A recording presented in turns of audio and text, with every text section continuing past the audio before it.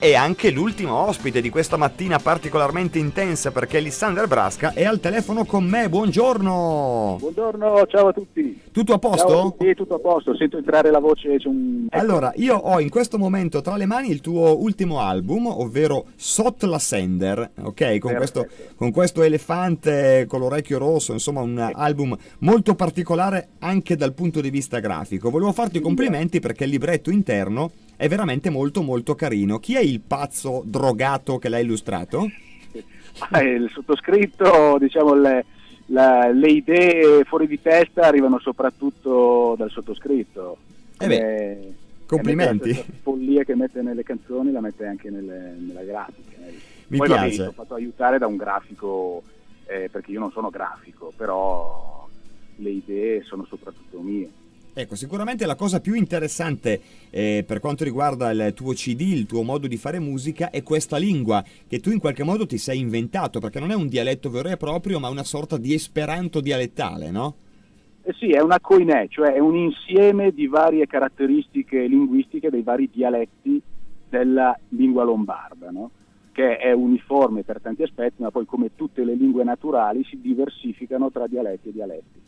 Questo è vero anche per tutte quelle che noi consideriamo lingue cosiddette normali, cioè quelle normalizzate storicamente come il toscano, che è diventato l'italiano, grosso modo, i dialetti francesi che sono diventati il francese, ma anche queste lingue storicamente, il castigliano, lo spagnolo, eccetera, anche tutte queste lingue storicamente sono diversificate in vari dialetti, come il lombardo, il piemontese, il siciliano, tutte le lingue che non sono state normate con una lingua precisa e così un po' giacobinamente unica. Noi abbiamo ancora la ricchezza, la fortuna di avere tanti dialetti, ma che fanno parte di un insieme. E noi sì, effettivamente poi in Lombardia ne abbiamo tanti diversi e peraltro tanti anche protagonisti della musica, perché il dialetto bresciano con Charlie Cinelli, il bergamasco con Bepi and the Prismas, Davide Van der Sfros che ha fatto conoscere poi all'Italia il dialetto laghé. Insomma, il dialetto è un qualcosa di importante che sarebbe da tramandare, forse non c'è modo migliore della musica per farlo, no? Sì, vai, c'è ancora una maniera ancora più facile, e cioè insegnarlo ai bambini in casa. Cioè noi oggi abbiamo un patrimonio importantissimo e fortissimo che sono le nonne e le mamme e le zie e le prozie, che possono fare una cosa semplicissima, una cosa che è sempre stata fatta, cioè insegnarlo ai bambini. Questa uso qui, questa tradizione di insegnarlo è stato bloccato dalla convinzione sbagliata che parlare il dialetto in casa poi ostacoli l'apprendimento dell'italiano. In realtà è dimostrato da 30 anni esattamente il contrario. Chi parla l'italiano e il dialetto poi è addirittura facilitato all'apprendimento dell'inglese, del russo, del cinese, dell'arabo, del francese, della terza lingua. Quindi parlare due lingue, continuare a insegnare ai figli e ai nipoti il dialetto lombardo, che si è sempre parlato da secoli e secoli e secoli e secoli, non soltanto non ostacola l'apprendimento dell'italiano, ma facilita un sacco di facoltà intellettive del bambino e quindi dell'individuo. Noi siamo l'ultima generazione, pericolosamente, l'ultima generazione bilingue, ma è un danno, perché i nostri figli e i nostri nipoti avranno una facoltà in meno rispetto a noi. Beh, intanto devo dire è un discorso giustissimo, qualcuno purtroppo qualche tempo fa l'aveva messo anche in politica sul discorso, molto strumentale però in quel caso, di insegnare il dialetto nelle scuole. Resta il fatto che fuori dalla politica e fuori dai denti effettivamente il dialetto sarebbe un qualcosa da salvare e come tu giustamente dici il modo migliore per salvarlo è fare in modo che i nostri bambini, i nostri figli, i nostri nipoti comincino comunque in qualche modo a parlarlo e quindi lo preservino. Certo Sì, è che comunque trovo che comunque la musica abbia comunque un ruolo importante in questo, perché se certe canzoni dialettali riuscissero a rimanere nel patrimonio collettivo, in qualche modo resta una sorta di, come dire, di isola felice, no? di bacino che mantiene vivo il dialetto.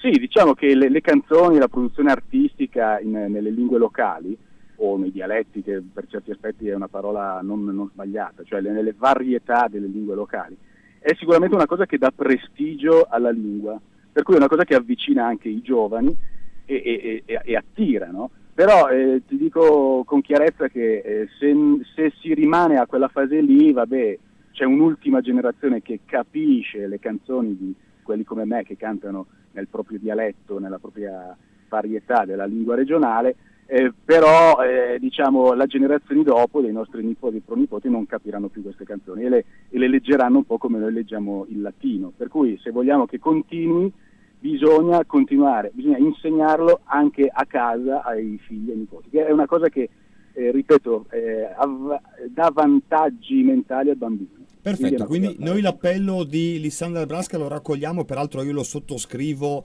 proprio con 18.000 firme, nel senso che comunque è sostenuto, ci tengo a dire che non è una mia idea, è sostenuto da 30 anni di scienza psicolinguistica, è la psicolinguistica degli ultimi 30 anni che lo dice. Ecco, a proposito di linguistica, io so che tu nella creazione, insomma, di questo dialetto particolare, che poi non è una creazione vera, nel senso hai assorbito, appunto, hai preso di qua di là, hai creato questo coinè, c'è anche lo zampino di un linguista, giusto? Sì, non tanto nell'idea, come dire, nella lingua che uso io, ma diciamo che ho cercato la solidarietà e come si chiama?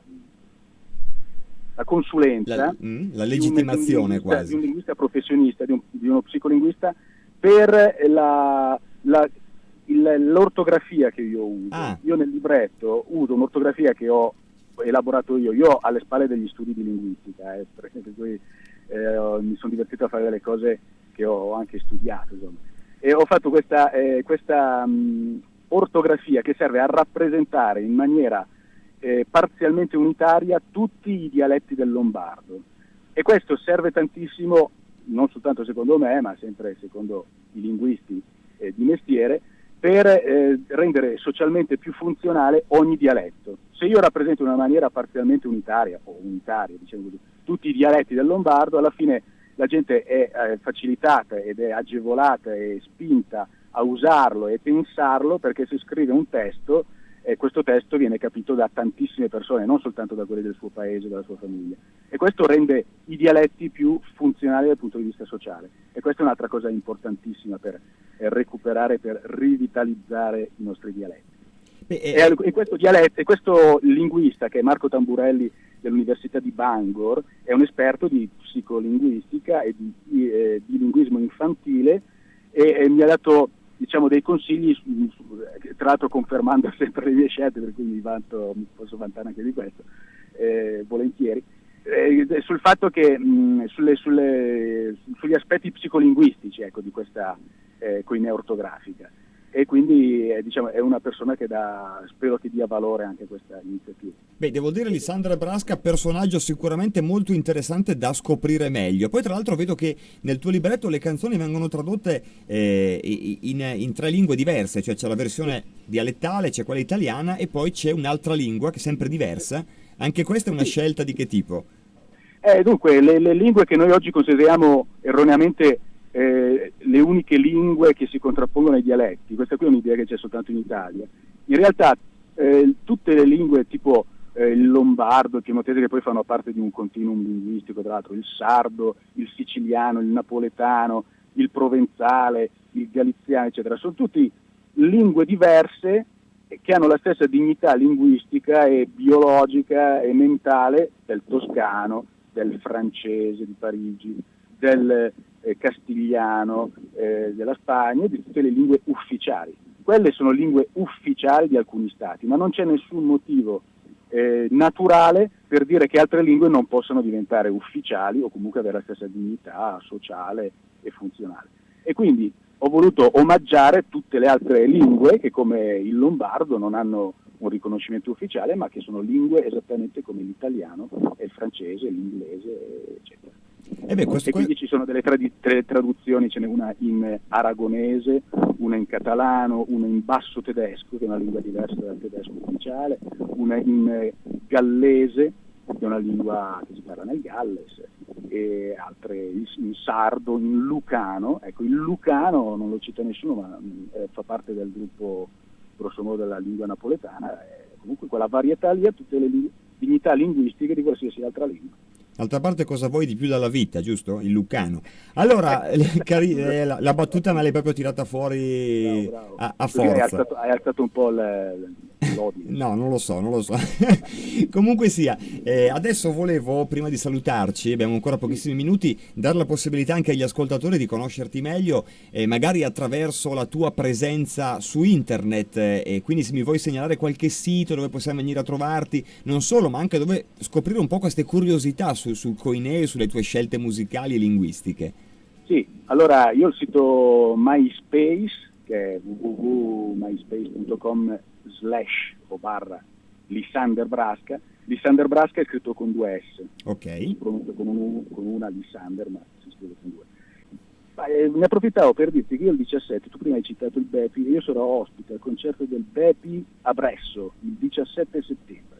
Perfetto, allora ricordiamolo, 17 settembre Bresso, Bepi and the Prismas e Lissander Brasca.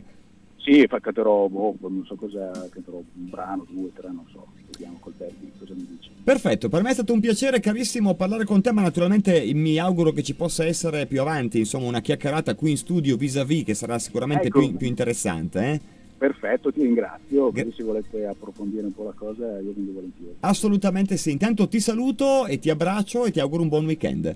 E io ricambio, ti ringrazio e ti saluto, e saluto tutti gli ascoltatori di Radio Vera.